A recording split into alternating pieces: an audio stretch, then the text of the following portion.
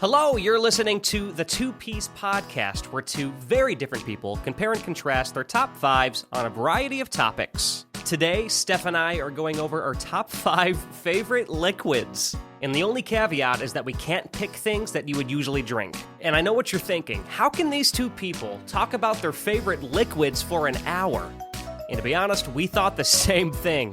But we did it! And it may just be the most interesting hour of content you'll ever hear. Or maybe not. It's up to you to take that risk, but I hope you join us. Let's go!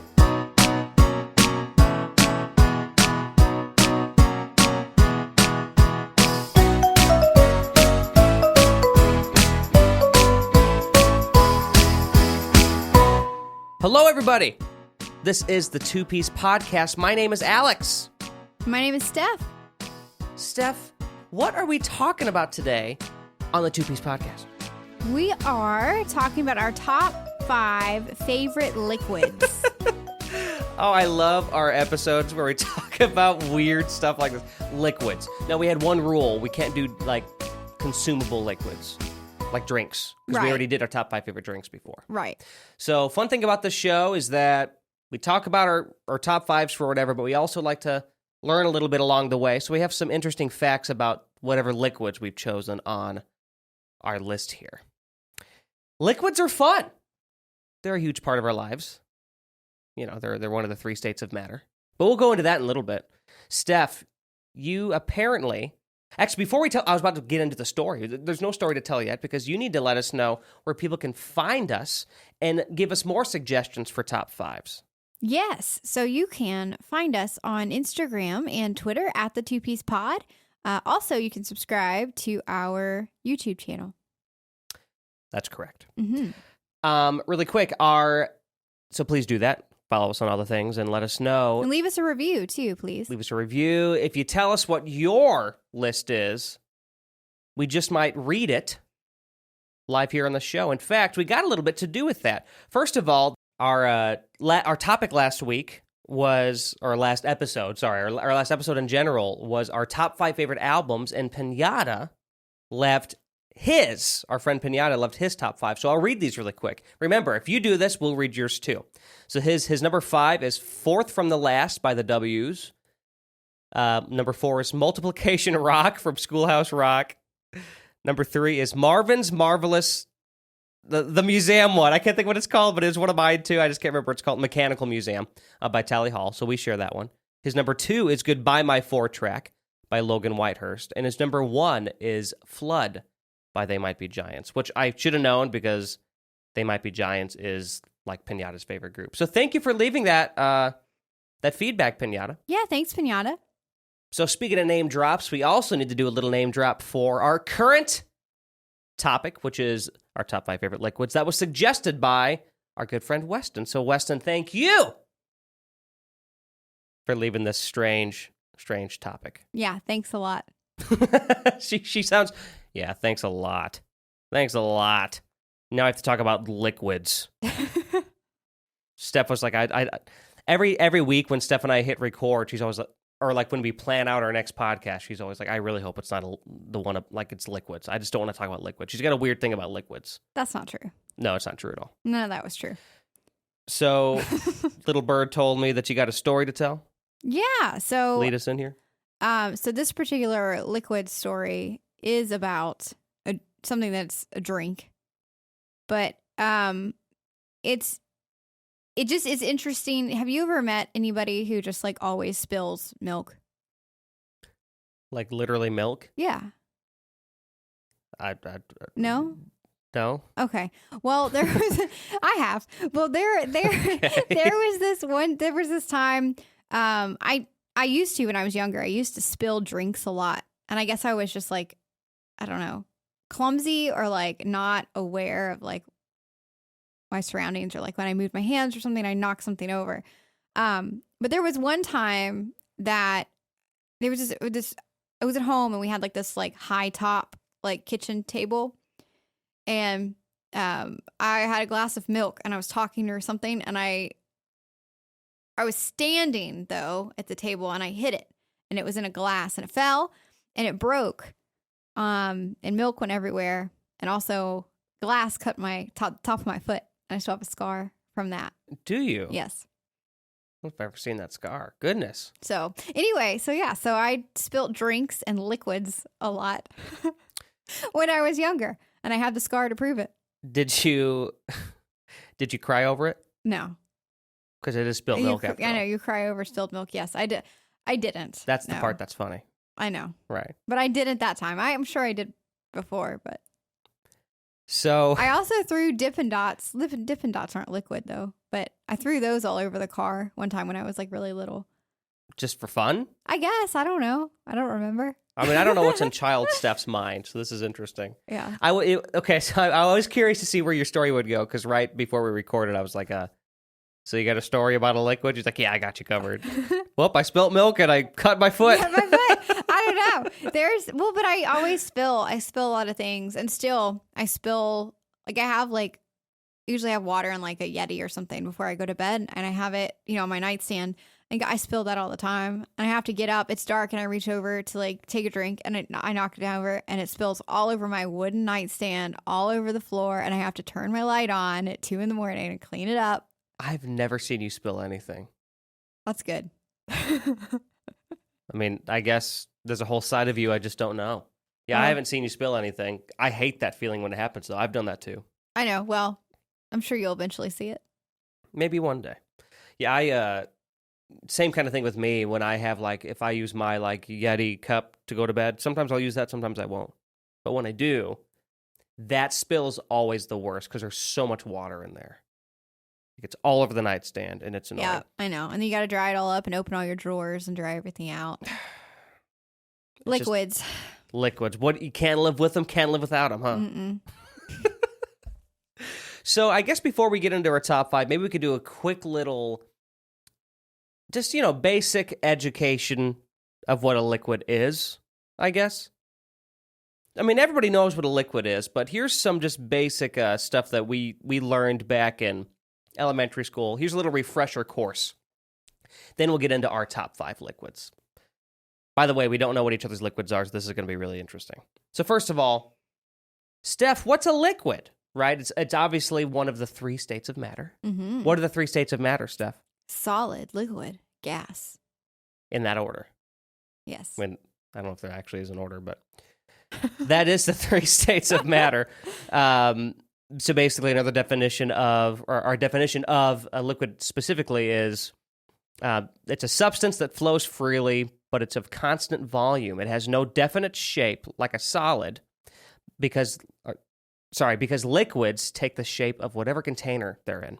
That was always the big thing that we learned, like, growing up, was, like, the easiest definition is that a liquid just takes the shape of whatever container it's in, 'cause Yeah. for the most part, that holds true for what a liquid is. And then, of course, too, liquids can be manipulated, and sometimes which changes them into either gases or solids. So that's always a whole interesting thing, too. But today, we're talking about the liquid form itself. So that was just a quick little refresher. I have a quiz for you, though. You have a quiz for me? Yeah. Okay. Do you remember what it's called? Which I know the answer already, but do you remember what it's called when something goes from a solid directly to a gas? I mean, I know what it... no, I don't. What's it start with? What letter? S. No, I have no idea. Sublimation. Oh, I did know that. Mm-hmm. As soon as you said that, I was like, oh, yeah. Yeah. Well, there was something else you learned. What happened? What goes directly from I guess dry ice. Some things do. Dry ice, right? Mm-hmm. Solid to gas. There's basically exceptions to every rule with the 3 states of matter. Like, there's weird exceptions. Like, you know what I mean? Like for example, I got it written down here. So, like, blah, blah, blah, blah, when a liquid is heated to the point of boiling, it turns into a gas. But sometimes liquids can turn to gas without having to be hot first or to reach the point of boiling. Yeah, about pressure. Like if there's not enough pressure or something. So, yeah. So there's all kinds of exceptions to rules and stuff, and it's pretty interesting. It is. Sorry, I froze up because I was like digging through like my actual notes here that I have and other stuff. So I guess it's time to get in. Who's first? Me. My number 5. What's your 5? Do you have... do you have like before we go, like what made you decide these were your favorite liquids? Like, did you have like a boxes that you were checking? Like, these liquids have to do these things. Like, do you know what I'm trying to ask? Or is it really just vary on the number? I think it varies. I think also usefulness and gratefulness. Interesting. Okay. How grateful I am for the liquid and like how useful it is to me. Okay. Kind of. That's fair. Yeah. I mean, respect. But you could kind of argue that for my number one that it's not very useful. Yeah. But it's also my favorite. So I don't know. That's kind of the gist. It was more of just a feeling. Yeah. So, okay. My number 5 is olive oil. Okay. I thought about doing olive oil myself really quick, but then I thought, that's kind of consumable, so I didn't put it on there. But that counts. Well, we didn't say non-consumable. We said non-drinks. Yeah. Okay. That's fair. Yeah. That's totally fine. So. That's okay. Yeah. Let's hear it. Olive oil, because you don't drink olive oil. No, Gross. you're right. So a couple of facts. Our lists are going to be so different. About olive oil. This is from olivetastingbar.com. It's going to be good then. So just some quick little facts here. The average olive tree lives for 300 to 600 years. And the flavor, because, there's different kinds of olive oil. The flavor of the olive oil directly relates to the antioxidant content. Okay. I didn't know that. Mm-hmm. Olive oil has anti-cancer properties. I did know that. Mm-hmm. And olive oil can extend the shelf life of baked goods. It also can help lower your blood pressure. Another couple of facts I found that are on just oliveoil.com, of all places. So olive oil you can cook with. Everybody pretty much knows that. But there are also some other uses for olive oil. So I'm going to go through some of those. So you can use it as an exfoliant for your hands, face, and body. You can make your own like hair mask with it. It controls, I have heard this before, like, for all I guess there's like, you can have like that hair oil you put in to just like calm down frizz and stuff. And you can use olive oil for that too a little bit. You can use it to shave your legs, hydrate your chapped lips, soothe cracked heels on your feet, dry cuticles, make a massage oil, remove your makeup, which actually I didn't know before looking up these facts. You should try it. Maybe. It's a lot of oil that'll put on your... Yeah, that's her saying she won't try it. No, I probably won't. Well, I mean, it gets a lot of oil to put on your face. Anyway, it fixes squeaky hinges, which to me, I always like, you need double D. Double D40? That's not quite the same thing there, girl. WD-40. I was talking too fast. WD-40. But you can apparently use olive oil too. And you can use it to remove like produce stickers, which I didn't know, and unstick a ring. So if you put a ring on that is too tight, you can use it to unstick. Maybe that should have been used to take my arm out of the chair. Throwback. Throwback story. At Cracker Barrel. Yep. But nope. So anyway, olive oil, I like cooking. Why I like when things are cooked in olive oil more than in like other oils. Like butter or whatever. No, I mean, not butter. I like butter. But canola oil. But I'm exclusively olive oil. I don't do any other kind of. I don't do butter. But there's like also vegetable oil, which I guess is the same as canola oil, technically. So, yeah. So that's my number 5, olive oil. Olive oil. Yeah, that was literally going to be on my list until I just kind of decided to cut it out for the consumable aspect, but we did not specify that, so that makes sense. Olive oil is great. I use it for everything. I use it as, if I want to add a little seasoning to my popcorn, I'll use olive oil. Oh. It's a great, fairly healthy snack, which I like, and I'm a big popcorn lover, as I think I've even established on the podcast before. Yeah. So that's fun. Yeah, use it for everything. Most things that call for, like if it's butter, I'll use olive oil instead just because it's not as bad for you as butter. Yeah. So I think that's a great number 5. Thanks. What's your number 5? My number 5 varies drastically. I mean, complete opposite ends of the spectrum. Okay. My number 5, you there? Yeah. She was zoning out for a second. my number 5 is lava. Lava. Lava. Okay, how did you rank yours? That's a good question. So some of them are based on concept. Lava. Concept? I'll explain. I knew this was going to be weird for you. Others are based on like how practical I find them. Okay. So this particular one So is lava is like the 5th most practical liquid to you. they're not all based on practicality. Some of them are based on like concept. Like meaning I love the idea of lava. I think it's cool. Okay. And you can laugh all you want, but I can explain for many reasons. So lava was a big part of my childhood. So most video games have lava levels, and I've always been obsessed with lava. Technically, those levels, it was magma because you're like in a volcano. But when it's outside of a volcano, it's lava. And so quick little facts about lava. So lava wasn't called lava. This is from discovermagazine.com. Lava wasn't called lava until Mount Vesuvius. I'm going to say Vesuvius. Until Mount Vesuvius erupted in 1737. Francisco Serraro, I think is how you say it, used the word derived from a fall or slide in Latin to compare the hot ooze of the volcano slopes to mudslides after heavy rain, which is where lava comes from. No. Which is interesting. Also, little known fact: lava, if it's like flowing downhill, if it's liquid enough, it can go up to 35 miles an hour, which is very fast. Mm-hmm. So I think that's kind of crazy. Yeah. So there's a couple little facts about that. Yeah, it's really just the idea, like it's super cool. The super hot stuff just coming out of this volcano. It's cool. I think it's cool. Yeah. I think that's a really interesting number 5. I wasn't trying to put it down earlier. I just was very shocked. Sure. I would have never thought that was on your list. But that makes sense. That makes sense. I mean, it is really cool. And like the game, what is it? The floor is lava. The floor is lava. It's a Yeah. big part of your childhood. Would I ever want to be near it? No. Is it practical? No. Would I use this in everyday applications? No. But it's just more the idea. Lava.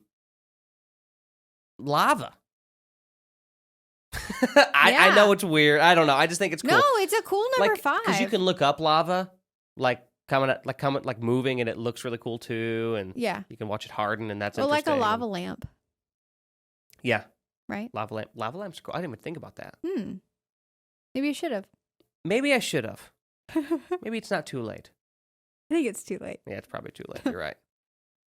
The lists are made. I guess that's really all for me. Okay. I don't have much to say about lava. Oh, I you watched don't? that documentary on, I guess it was on Netflix, about that volcano in New Zealand Mhm. that erupted and tourists were on it. That sucks. Yeah, it was pretty rough. Remember when we learned about Pompeii Yeah. and how turns out That wasn't even lava. Yeah, the reason why the bodies were still there was because of the gas Uh-huh. from the volcano, not from the gas, not the liquid. Yeah. Huh, interesting. And it That- was so hot. by that the way, it- very interesting. Look into that. If you think you know the story of Pompeii, it's so weird how you can still see like the bodies of these people from however many years ago that was. It's because of some properties in the gas that I guess preserved them in some weird way. It's strange. But there's a lot of high pressure gas. Very interesting. Yeah. Anyway, it's kind of a side note, but Yeah. Steph, what's your number 4? Yeah, it's funny because we're not going to have the same things on our list at all. Yeah, I know or not. Yeah, this is Mine the beauty of the show. Is number 4 are multiple facial oils. I knew stuff like this would be on your list. Yeah. Yeah, that makes sense. So like oils, different kinds of oils that you can like have as part of your skincare routine. So anyway, I used to use some and now I don't. But I might again, who knows. But I used to be scared to do it because I thought, why do you want to put oil on your face? Because isn't that why you break out? Because your face is too oily? Yeah. But no, it's not. It's like moisturizing. So anyway, I looked up some facts about facial oils if anyone is interested. And Well, I certainly am. I know you are. Earthharbor.com, and it's a brand of like skincare. So facial oils offer a concentrated dose of omega fatty acids. So which is good. So this says omega-3 fatty acids have as many benefits to us through the skin as they do when ingested. They're anti-inflammatory, so they treat skin concerns such as acne, rosacea, dryness, and eczema. One such oil is, I don't know how to say it, Borage seed oil, Borage. I don't know how to pronounce it. Seed oil, which I've never used that one before. But facial oils are a natural source of vitamins and antioxidants. So like mineral oil, facial oils effectively act as a temporary skin barrier to lock moisture in. But unlike mineral oil, which is completely empty of nutrients and whose toxicity is questionable, facial oils are full of vitamins and antioxidants that feed the skin and improve its overall resilience. Many facial oils, including coconut oil, pomegranate, and African marula oils, are powerful antioxidants which you can benefit from by applying a few drops on clean skin before applying sunscreen or foundation.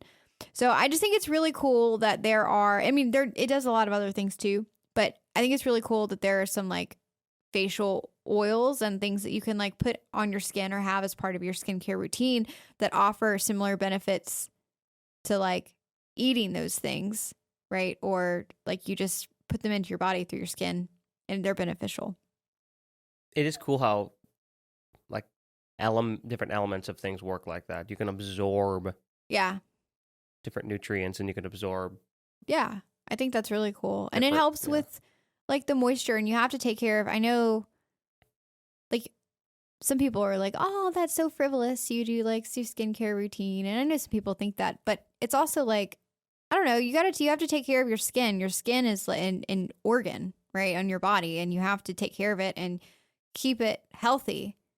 Otherwise, I mean, it's not just about wrinkles, right? It's also about like reducing, inflammation and, risk of cancer and all those things as you get older. Like you need to wear sunscreen, you need to keep your skin moisturized, or it's going to be more damaged, right, by UV rays and all those things. So, right. Yeah. Anyway, I think that's pretty important. I think it's important too. There's a lot of debates that people have about skincare and if it really is like necessary. Yeah. Like I'm just saying there is. Yeah, I mean, I think you'll probably be fine if you didn't do it. But like, if you want to just take a little bit of extra care of yourself, I think that's a good place to start. I think the big thing that people get held up on, this is what I would think, would be, what am I actually putting on my face? Like, what am I putting on my skin? What is this stuff actually doing? Yeah.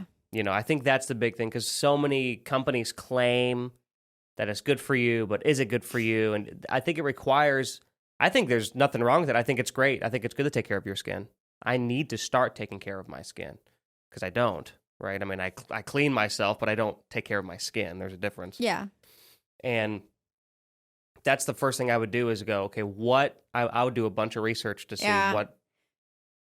So I've done I've talked about before, I think on another podcast, like that I do skincare routine, but like I've switched brands a couple times and things, but I always do the research, and like I always go for like clean brands or brands that, and like I check it on those websites where you can type in the brand and it tells you what kind of allergens are in it, what kind of, things are in there and what the things are. Because half the time you read on the ingredients, you don't even know what they are. And so before I use things, I always do the research, and it takes so much time.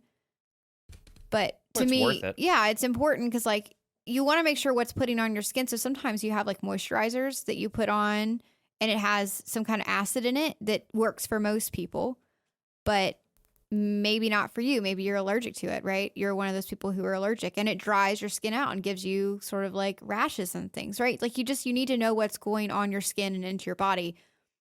And I think doing the research before you start buying a bunch of products is really important. That's music to my ears. I love when Steph talks like that. So, well, I mean, I agree. Steph, and I'm dead serious too. Take heed of this. Not you, Steph, but everybody else. I was like, I've already done the research. She's an educated consumer. And that's what you need to be. Educate yourself before you make your purchases. That's my soapbox thing today. Doesn't matter what you're buying. Do you like, Yeah. you never know is all I'm saying. Well, I watched a documentary. This is a slight side track, but I watched a documentary, and we may have talked about it in a previous podcast, but it was about makeup and stuff. And like, there are so many eyeshadows that have talc in it, which is the cancer causing thing that they used to put in baby powder. Yeah. But it's also still to this day in eyeshadows and lipsticks and foundations and blushes.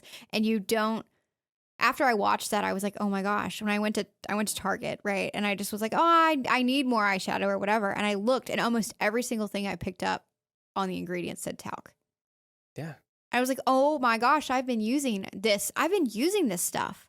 And I've had no idea. And on this documentary, people have had cancer and all these things, and companies just say, well, it's not enough to really That's the thing. Just because things are approved by the FDA doesn't mean it's not hurting us. Yeah. And I think this is kind of a totally different topic. Well, that's what talc isn't really approved by the FDA. Like, makeup doesn't have to be approved by the FDA. Oh, it doesn't? Not some of it. Some of it does. I'm just curious. But either way. Not eyeshadows and stuff, no. So, but even if we're not talking about that, just the stuff in our food, which does have to be approved by the FDA. Yeah. Like, there's things in there. There's enough things that are in the air that we breathe that can give us cancer. The last thing we need is to not do the research and put things on our face. Yes, it absorbs into your skin. That's going to be even more. Like, there's already enough that we can't avoid. Let's try our best to, totally agreed. Educate yourselves before you make your purchases. Yeah. I've slowly transitioned over. And one thing I'm going to say too is, like, if this is striking like anybody's interest and they're like, oh my gosh, I'm going to start looking at this, it's overwhelming when you jump into it. But like, you can. What's your number, Steph? Can I call you and ask you about it? You can leave us a comment at the 2-Piece Pod on Instagram or Twitter, and I can get back to you on that. Good save. All right. But really though, what I've slowly transitioned. So like, makeup wise, like, I've slowly started transitioning. Like, I didn't just I maybe should have, but I didn't, because it's so expensive. I didn't just throw away everything I had. Like, I used it, and I thought, okay, well, when I'm going to go get the next thing, I'm going to be sure that I get this. And I gave myself plenty of time to do the research. Like, the next mascara I went and bought, right? I wanted to make sure that it was like clean and that it, check what everything that it had in it. And where I was using Maybelline before, which probably has, it's cheap, has all the stuff. So anyway, it's overwhelming, but it's okay to like gradually transition, because every little bit helps. So if anybody wants to do that, it's just from somebody who went kind of started going through that process. It gets overwhelming, but a little bit at a time is still something. Sure, absolutely. So, I mean, it's good for your health, and that means a lot to me and means a lot to you too. Yeah, absolutely. So. Okay, so what is your number 4? My number 4, once again, stark departure from yours. Yeah, of course. My number 4 is, my number 4 favorite liquid is guitar polish. Oh my gosh, of course it is. But no, this makes more sense. It does make more. Compared to lava at first, right? Yeah, lava. I would have never in 100 years. I love the idea. It's put so that cool. on your list. It's just some hot crap. I mean, I agree. I agree, but I never would have thought that. But number 4 makes much more sense. So guitar polish. Look, the reason why I picked guitar polish as my number 4, it's not because I think about how much it affects my life every day, but I love what it does when I use it, and I love the results that it gives. So you put that on your face? Yeah, I put it on my face. Sometimes I put it on my lower back. Just very lower back. It helps me slide into chairs better when I sit down. No, so I use it to clean my guitars. But yeah, I use it to clean my guitars, and there's nothing better than, like, you have a dirty guitar, and it's time to clean it. So I'll restring it, but before I restring it, I'll take off the strings, I'll get that polish, and I'll just clean that baby up, and it is shiny, and it feels so good. It's one of those satisfying things. Okay, so it sounds like you're one of those car guys, like, where they feel like when they polish their car, like wax and then polish their car, and and you're so proud of it. Yeah, like, I see you doing that, but on the guitar. Have you ever been there? Have you ever been here when I've cleaned and restrung a guitar? when you've restrung it, but I guess you had already cleaned it. You were in a really good mood when I got here, so I guess that was probably why. That probably is it, because I love it when they're clean. Like, I'm due for a cleaning on the guitars. You looked over at them. You probably went, oh, God, they're dirty, because I do need to clean them. They're pretty dusty. They're not very shiny, so... They're not dusty. I dust them. I dusted them. That was a dramatic... You hear me get defensive? Like, they're not dusty. Yeah, that was a dramatic claim that I just made, so... Listen, I'm the dramatic claims guy, okay? There's room for the both of us. I guess so. So I don't have any facts about guitar polish, because when you go to Google and type in weird or interesting facts about guitar polish, you don't find anything. You just go, best deals for guitar polish. I wonder what kind of toxic stuff is in that. Probably plenty. But I just wonder. Because, like, polish smells. Like, even car polish or any furniture polish. Like, it smells chemically. I try to keep things natural in my life, but that's something I can't give up. I got to clean those guitars. Yeah. You probably use olive oil. But I'm just trying to think about how that realistically would work. I don't know. There'd be like disgusting residue. Like a cast iron skillet. Like you season a cast iron skillet with season this guitar. Yeah. Why not? With olive oil. If your dad is listening, he's probably like, oh my gosh, this girl is a bad influence. Listen, yeah, you're probably right. No, but I'm thinking, like, if you put olive oil on a guitar and they tried to, like, put it on, it would, like, slide off of you because it's so slippery. That's what I think about. Here we go. I don't know. I feel like you could mix olive oil with the, like, what is that wax thing that they use for, like, surfboards? Oh, yeah. Like, mix that with olive oil? I feel like that would give you just the right tackiness. Ew. I don't want to stick it. Tacky's the wrong word. It's a tackiness. Ugh. I don't want that sitting up against my chest. Maybe it's a patent pending product we need to create. You're the only one who seems enthused about this. Maybe you should work on it. I'm pretty excited. You just let me know. Okay. Let me know how it goes. And if it works, I'll take the profits. I'm pretty excited. Anyway, guitar polish. Yeah, it's really, once again, just more what it means to me than anything. It represents satisfaction for me in, like, a job well done sort of thing. Yeah. So I mean, it's true. I mean, it makes sense because it's like these are expensive instruments that you are very good at playing, very talented with, and like you're like following through. It's like when you have a pet and you take care of it like you're supposed maintenance, to. Yeah. You know, it makes you feel more connected to them too. Like you have this, like, you grow closer together with this object. I don't know. It's hard to explain. Do we need to get you on one of those shows that you have, like, relationships with inanimate objects? Weird addictions? Yeah. Maybe. Hey, listen. Before we do your number 3, I have a little random fact about liquid. Okay. For you. Let's hear it. Why not, right? Is this a quiz or is this just a random fact? It's a quiz. Okay. It's a question. What is, if you actually get this, I would be very impressed. What is the most expensive liquid on Earth? Oh, that's a good question. I'll give you a hint. This liquid comes from a living thing. There's your hint. So it's not some, like, elemental liquid. It comes from I was thinking about the periodic table. I'm like some kind of metal that's a liquid. Right. The most expensive comes from a living thing. Feel free to guess at home too. Can I ask a question? Yes. Is it an animal or a human that it comes from? Animal. Is it some kind of, like, placenta material from... Interesting guess. No.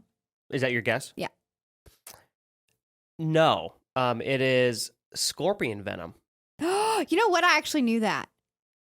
I knew that, but I didn't know it until you just said it. Like I did know it. Hold on. Just like earlier with... Yeah, like I knew it in my head, but it didn't pop up. And when you said it, I was like, oh, I remember reading that somewhere.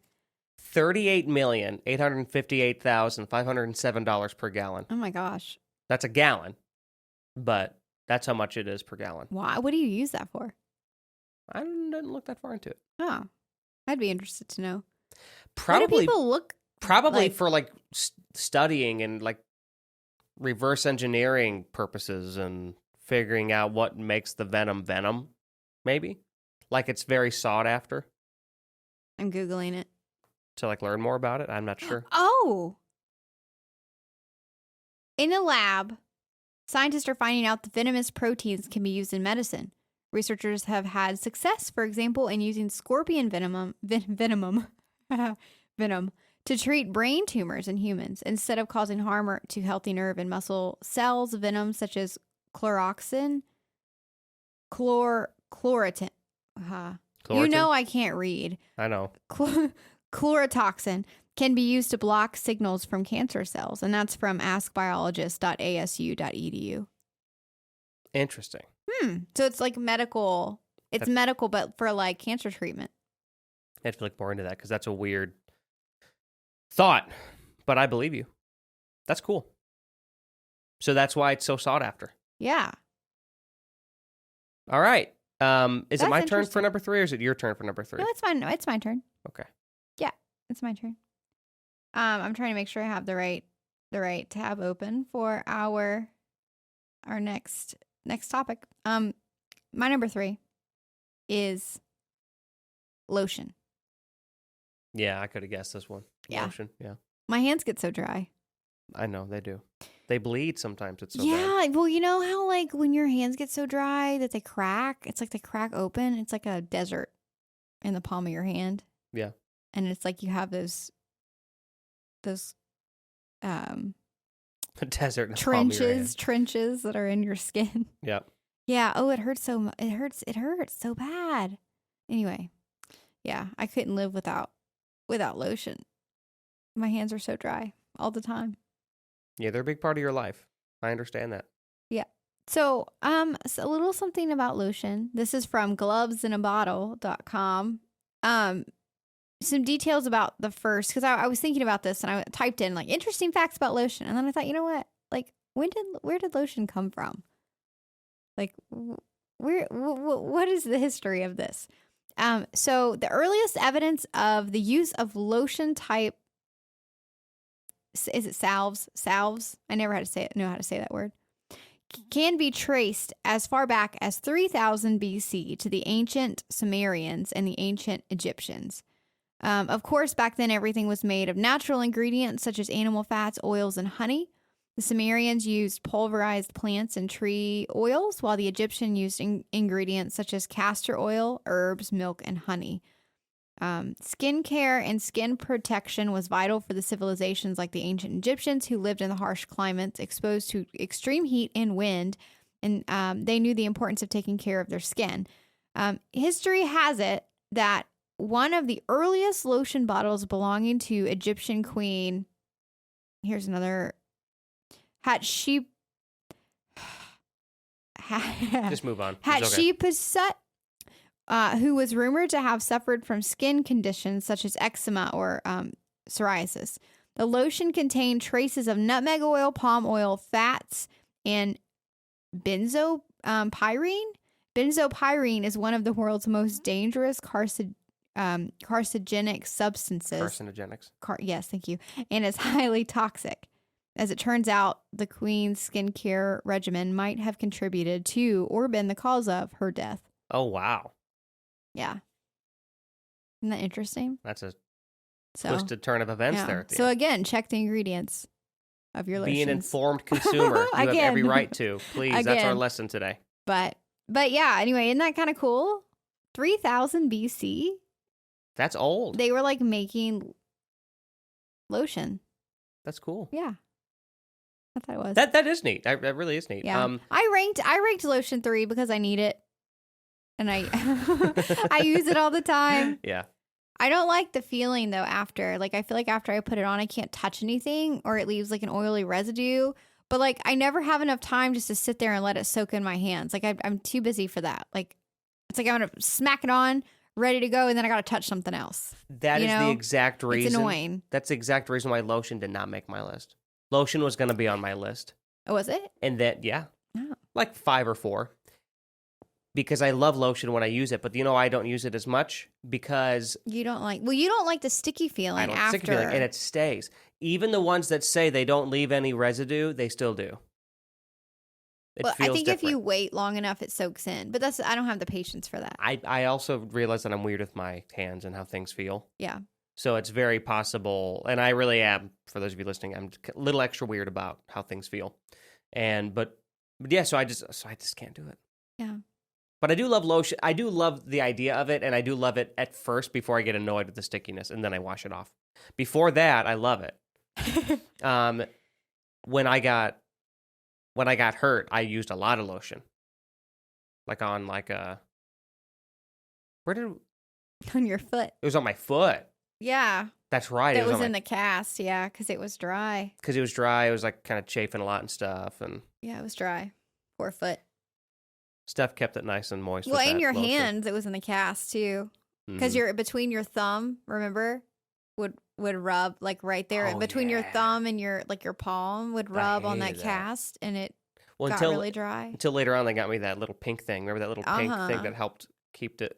What a weird memory. I haven't thought about that in a Yeah. while now. Steph was very sweet to me during that time, but yeah, it was really nice to get that. She had to lotion up that foot for me because I couldn't do it. Well, you couldn't reach it. You I were in could- a straight leg cast, so Yeah. you couldn't Well, reach it. And but- for weeks after, I got everything taken out of casts. My skin was not used to being exposed to oxygen or something, whatever it was, at least to the extent that it is, because it stayed itchy and it stayed dry for weeks because it Yeah. was used to being in the cast. So then I used a lot of lotion for that. But anyway, it didn't make my it was list. exposed to the air again. Yeah. Ready for my number 3? Yeah. Yeah. What is it? My number 3 favorite liquid is gasoline. For one reason. 2 reasons. Okay. 2 reasons. I'm looking forward to hearing those. So first of all, this is from fuelexpress.net. I'll give my little interesting facts about gasoline because we all know what gasoline is. Little thing here. Gasoline vapors are heavier than air, so they settle on the ground and travel like a liquid. Vapors can still travel like a liquid. Yeah, but at that point in time, aren't they liquid? Or is it just It's vapors. It's still It's vapor. heavier than air. It acts like a liquid, but it's not a liquid. oh, that's odd. Because its volume changes. Because of this, they often find their way into drains, basements, and sewer lines. Now, gasoline can also be a liquid, obviously, because that's how I'm talking about it. Yeah. I thought that was interesting.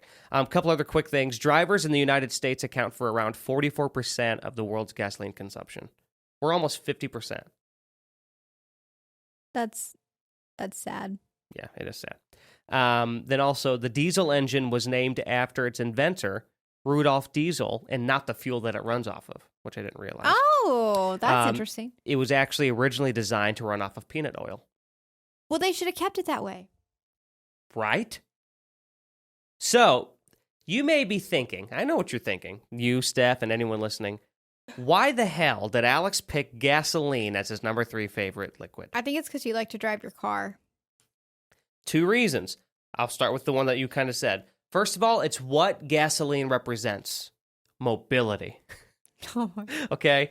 We can get around. Wealth, mobility, Oh. freedom. Let's freedom. America. We're 50% of this here. No, but really, mobility, being able to move around, have that freedom, right? See? To get around. I love that it represents. If I want to get up right now, assuming I had a little money to do it, and just go across the country, I could get some gasoline that's going to get me there. It's amazing what that liquid can do for us. Okay? Uh-huh. Yeah. Now, there's downsides, don't get me wrong, but I'm just saying that's such a cool Yeah, concept.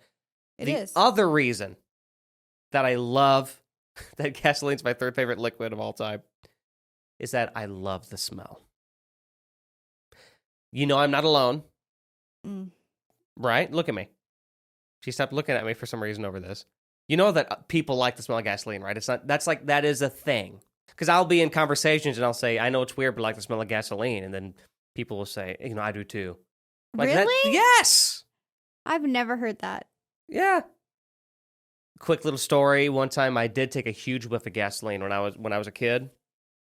I think I've told the story to you before, maybe even on the podcast. Can't remember. So I apologize if it's a repeat. But it was, we had in our gasoline can. I was filling up the lawnmower. I was going to go mow the lawn. Yeah. And I love the smell of it.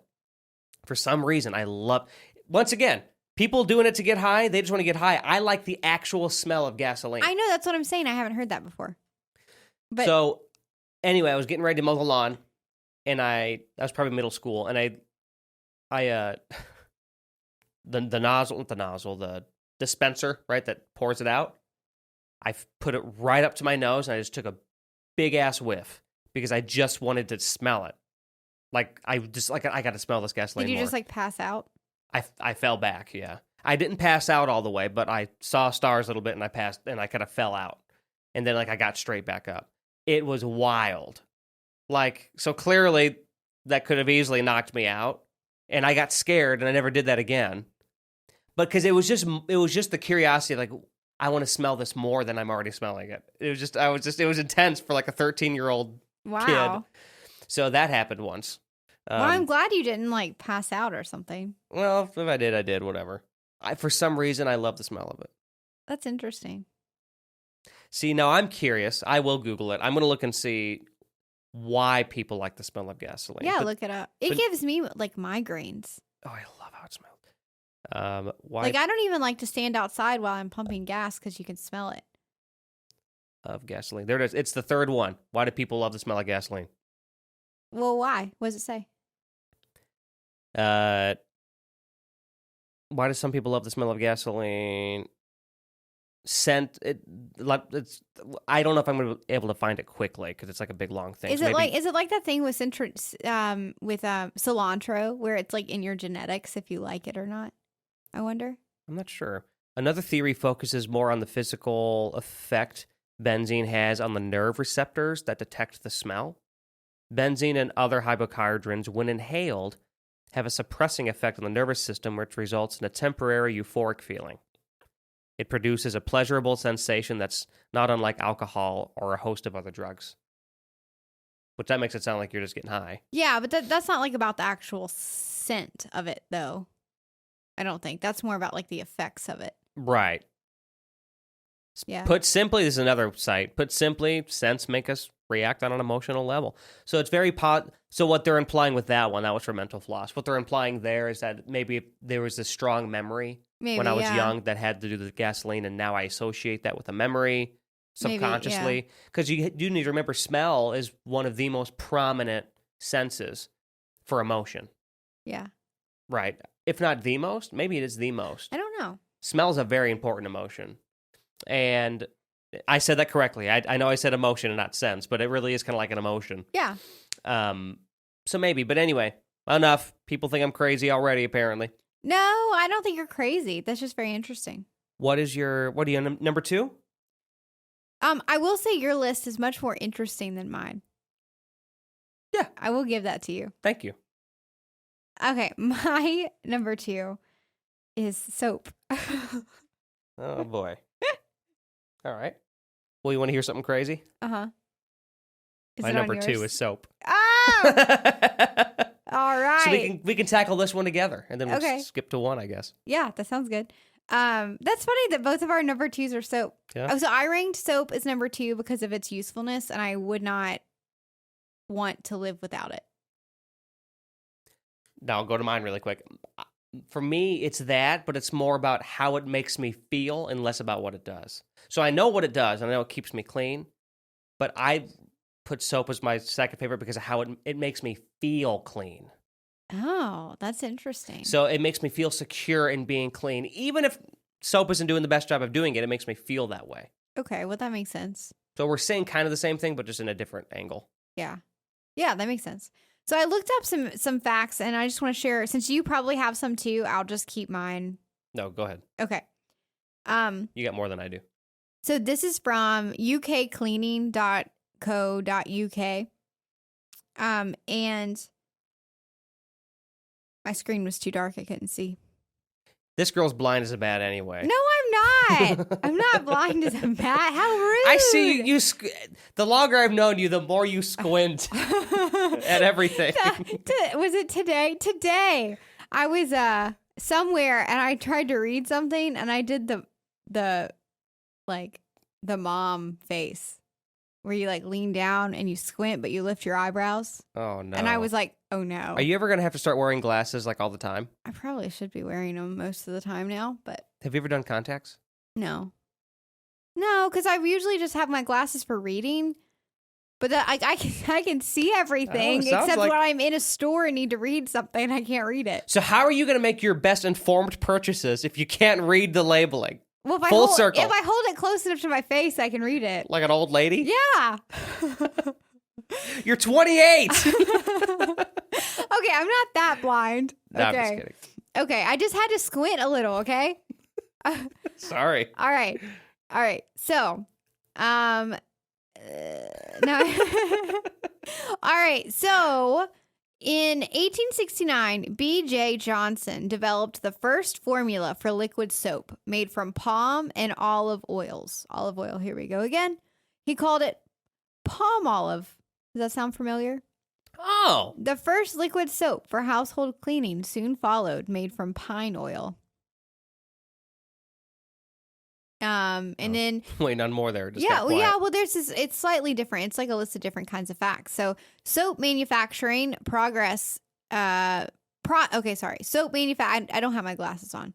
Soap manufacturing processes were consistent until 1916, when the first synthetic detergent was developed by German chemists in response to a shortage of animal fats for making soap. So, and then one other thing on the palm olive. Let me go back to that. After that, I have a couple interesting uses for dish soap that people may not know about. Oh, okay. I'm interested to know. This is on a site called Just Fun Facts. Oh, and the previous site was, let me cite my sources. I already told you that one. Okay. This one is justfunfacts.com. A soap bubble. I thought this was kind of a fun fact. A soap bubble is an extremely thin film of soapy water enclosing air that forms a hollow sphere with an iridescent surface. Soap bubbles usually only last for only a few seconds before bursting, either on their own or on contact with another object. They're often used for children's enjoyment, but they're also used in artistic performances. Assembling several soap bubbles results in foam. Huh. Well, just really, I don't know. Yeah, soap is my number 2. I have a couple things to share very, very quickly. These are more like things that you may not realize that you can do with dish soap specifically. So first of all, when dish soap, if you mix it with just a little bit of like warm soapy water, right? That sort of thing going on. You can use that as like a non-toxic insecticide for plants. Oh. This is from bobvila.com. Okay. And then the other, to me, the even more interesting, I thought you might appreciate hearing that one. But Yeah, that's cool. I didn't know that. something else that's interesting is that dish soap, if you freeze it, if you put it in a Ziploc bag and freeze it, like flatten it out, it doesn't become a solid. It becomes a gel. It can be like a DIY ice pack. Oh, how neat. Yeah. I never would have thought of that. But Wonder why. But yeah, it doesn't become, it just turns into a gel. So it's like Is a it the perfect ice oil? pack. You could freeze oil, right?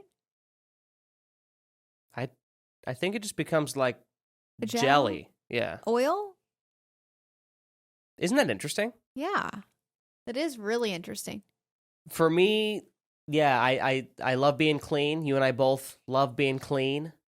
And I just love, Steph got me this hoity-toity soap from Bath and Body Works, and I love it. I always used just to get the cheap soap. And ever since her, I don't buy it. She buys it for me like once a year. Are you talking about the hand soap or Mhm. the body wash? The hand soap. Okay. But she'll buy it for me like once a year on Christmas, and I love it. Yeah, I buy him a bunch of it, Not, you get me 2, and 2 last me the whole year. which is saying something, but that's a different story. I use other soaps still. I know. You just trade it out, Yeah. and you only use it a little at a time. Right, because I don't want to overeat. Like, we don't have to go into that. I have a weird thing with using items and thinking they're going to never work again. If I ever I'll start, just buy you more. if I ever start going to therapy, I need to bring that up. The being afraid to like wear things out, even when like they've never been used before. I don't know. I don't even know why I'm opening up that can of worms But out loud with people. But I'll buy you more soap if you run out. okay, thanks, You're welcome. Steph. Believe it or not, we've actually made it almost to an hour already. Wow. We both were kind of concerned that this was not we needed to have enough thing to fill in the time. Yeah. But we're good. What's your number one? My number one. What's your favorite liquid that you don't drink of all time? Do you have a guess? I mean, you've guessed.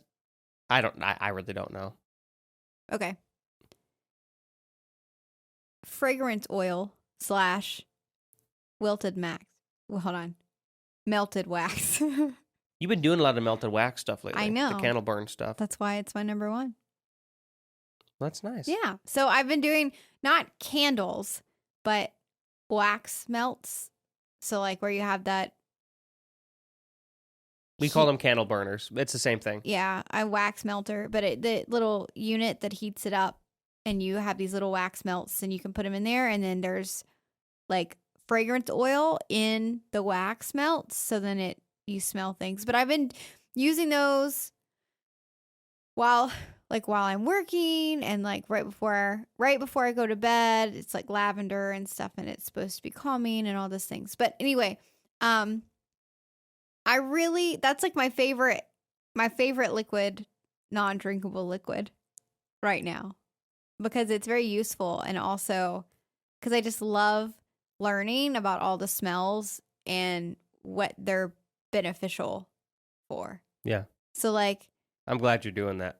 yeah. So you can get, I mean, there's all kinds of different fragrance oils and like, aromatherapy, and you have like, they all are supposed to be like, obviously you like the smells you like and it's comforting, and obviously, but other than that, like there's different scents that are supposed to trigger different things and to be helpful to like calm this down or calm that down and all this stuff, right? So it's just fun to like learn about all those different things.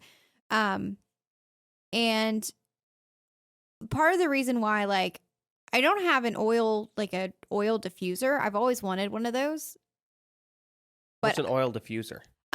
It's like those little things, that look like little, like that you can put on your desk, and it looks like kind of like a little spaceship, and there's like steam coming out of it, but it's not steam. It's like a mist, and it's oil, and then it smells like. Oh, that's what those are? Yeah. I thought those were like humidifiers or something. No, it's like a mist that it puts out, but it has like fragrance oil in it. Oh. And so that's why it smells that way. I've always wanted one of those. I think they're really cool. Why don't you have one? Because they're dangerous for animals. How? The oil in it.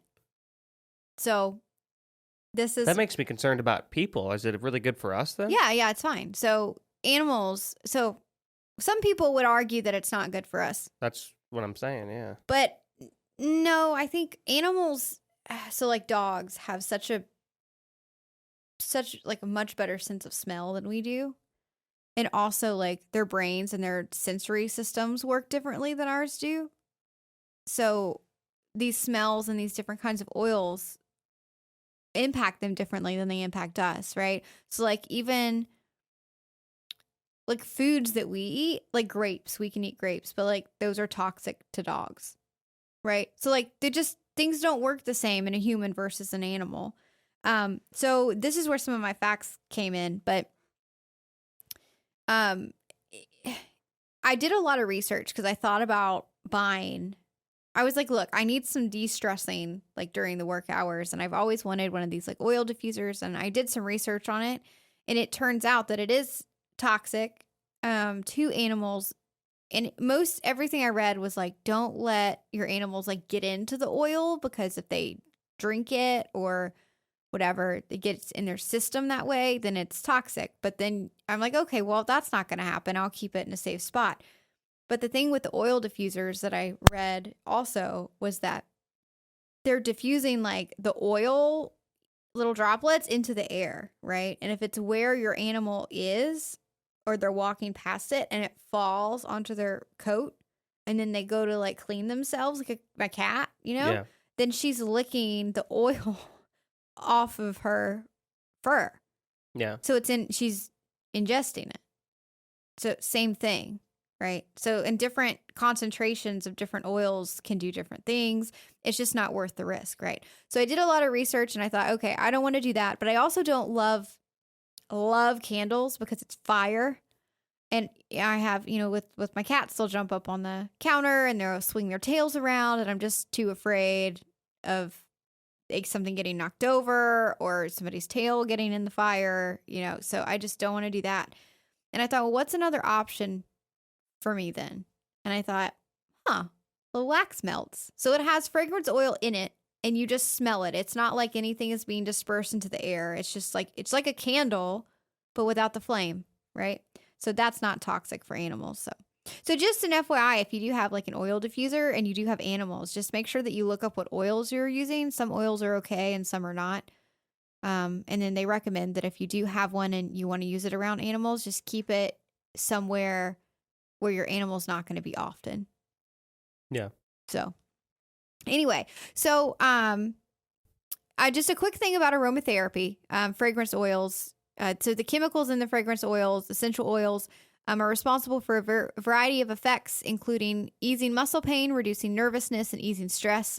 Some of these compounds are used in skincare products and mouth rinses as well. And essential oils are highly concentrated extracts of plants, for anybody who didn't know that. Right. And that's from bmvfragrances.com.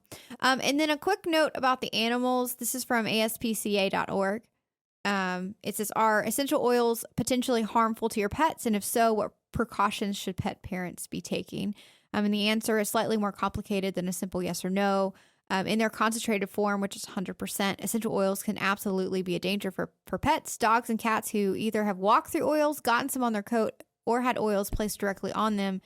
Can develop health concerns. Symptoms include unsteadiness on their feet, depression, low body temperature, and severe cases. If a pet ingested concentrated essential oils, you may see vomiting, diarrhea, and depression as well. And some are, there's a whole, if anybody wants to look it up, you can get on aspca.org and take a look. But it goes through some of the different oils that are hazardous and like the concentrations. So, well, thank you for those disclaimers. Yeah, absolutely. Really? I just learned, I learned about it and I thought, oh my gosh, how many people honestly get oil diffusers and they think, oh, this is so nice. And they don't even, I'm not saying anything bad. Like, if I wasn't doing research just in general, I would have never, ever thought it's dangerous. Like, I came across it while I was researching which diffusers to get. You and I were just talking about pet health. That is one of the many, many, many, many reasons why. Yeah, people just pets don't even. Are getting sicker. People don't even think about it, and it's not like, I'm not saying it's a bad thing. Like anybody's stupid. Like, I didn't think about it until I was doing research. Just we don't know what we're on what to get, and then I came across somebody saying don't use this around your animals, and then I thought, oh, what? And then I did more research and I found that out. Right. So anyway, yeah. Well, I think it's a solid number one for you. Yeah, I think so too. What's your number one? My number one is an example of. So it's a complete just what it represents for me. I don't have a personal connection to this liquid, okay? This isn't like a tar polish, for example. But what it represents is huge. Okay. So I think since I led with this, it's not going to sound as weird now. Okay. My number one is ink. Oh, I think that I like that one, actually. Ink/printer ink. I like that one a lot. So, yeah, quick. Actually, I'll go to the facts in a second. I guess I want to explain first. So, it's what it represents. Ink goes way back farther than you may realize, and I'll go over that in a second. But we write. It's how you communicate. It's how we've communicated for a long time. Writing is an art form. It's like this universal. Like everybody writes. That's such a good number one. So that's mainly how I was kind of looking at this, like what it means. Just like gasoline, same sort of thing. It gets you places. Freedom, America.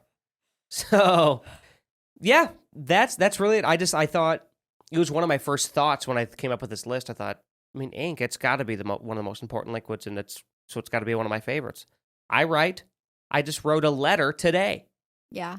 A letter. You heard me right. 2023, I wrote a letter. So... really quick, couple bits of information here.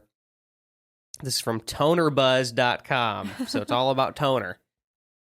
Ancient civilizations used ink. Indians were known to use ink in the 4th century BC. made from burnt bones, pitch, and tar. Oh. What's pitch? Pitch is this, I don't know much about pitch. It's like a black liquid. Is it like bark? Does it have something to do with bark? Hold on. We're looking it up in real time again. Pitch liquid. Let's see. A pitch drop. I don't know. Because I thought I learned about this. We'll have to talk about it. I'm not sure what that is. I could be completely wrong with what I just said. Okay, keep reading it. I'm going to look it up and see because I am interested to know. Anyway, bones, pitch, and tar, they used it out of that. There was also evidence of ink being used by ancient Chinese civilizations dating back to 256 BC. These early Chinese inks were made from fish glue. Oh. Which I think is interesting. On a totally different note, if you're talking about printer ink, while printing, the fusers in a laser printer can reach up to 400 degrees Fahrenheit. That's hot. Wow. That's as the scorching hot heat as an oven. Yeah, this is what causes the toner to melt onto the paper during the laser printing process. Wow, because Makes sense. It always comes up, paper always comes out warm. Yeah, 400 degrees warm. Yeah, but you can touch it. How does it cool down so fast? Well, because it's the ink itself. The paper isn't. If the paper is 400 degrees, that paper wouldn't be there. Yeah, that's true. It's the ink that's doing it. You know what I mean? That wasn't a very smart question. Well, I didn't have the best answer either, but that's okay. Yeah, so it's just really what ink represents. Oh, pitch is resin. Oh, okay. I think. So I saw a different thing about pitch when I was looking up liquid stuff, but I'll explain that at a later time when I know more about it. I don't want to give false information. So here's another quick random fact about liquid, then we'll wrap it up here. Did you know, Steph, that with helium, when helium is cooled to almost absolute zero, like the coldest it can get, it becomes a liquid. But that's not the weird part. So it becomes liquid when it's like as cold as it can get. Yeah. But it flows against gravity. No. It flows upwards against gravity. What? Yeah. Like helium. Well, that makes sense because the gas but does it's a too. liquid. Isn't that weird to think about? Is it because it's lighter? It has to flow against gravity because it's still it's still helium. It's still lighter than It's lighter than air. Even as a liquid. Isn't that bizarre? Wow. Like, I need to look up videos about it. It's so weird. I'm sure somebody's got a video of it somewhere. That's so cool. Ladies and gentlemen, that was our top 5 favorite liquids. Once again, to our friend Weston, thank you for the suggestion. Yeah, that was a really good suggestion. Tell us, it's always those weird topics that you don't think you'll get into things than you do. Yeah. You know what I mean? Yeah. We're always learning about each other, and that's why I love this show. Let us know if you have a favorite liquid that stands out to you. Shoot us a message. You either leave a comment here on YouTube, or if you're on Twitter or Instagram, feel free to just shoot us a message or leave a comment somewhere in one of our posts and tell us, and we will read it on the next episode. Yeah, absolutely. Also, let us know what are the top 5s you'd like for us to do. We pick them. This is a fan-driven topic kind of show, so if you have any ones you'd like us to say or to do, we'll do it. You just got to let us know. Steph, where can people find us on the internet? At the 2Ps Pod on Instagram and Twitter, and also on YouTube. Pretty much where I just said, leave your comments, I guess. So Yeah. we were doubling down on that. So it doesn't hurt. Let's randomly draw our next topic for next time. You ready? Yeah. You ready for the drum roll? Play it again, Sam. Drum roll, please. Okay. There, she'll get that one.